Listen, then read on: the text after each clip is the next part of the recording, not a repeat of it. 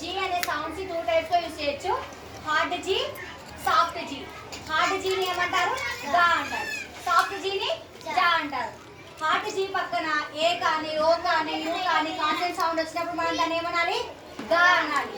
Soft G పక్కన soft letters ఈ కానీ, ఐ కానీ, వై కానీ వచ్చినప్పుడు ఏం చెప్పాలి? జా అనాలి. సాఫ్ట్ హార్డ్ గా పక్కన ఏ, ఓ, యూ కాన్సనెంట్ సౌండ్ వస్తే అది మనం గా అనాలి.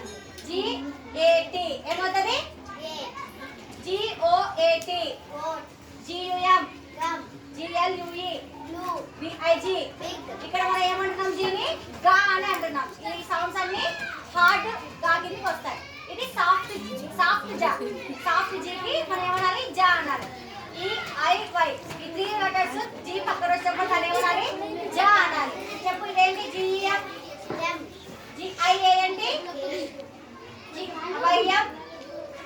జిమ్, జమ్, జై, జిమ్. కొన్ని ఎక్సెప్షన్స్ కూడా ఉంటాయి ఇందులో.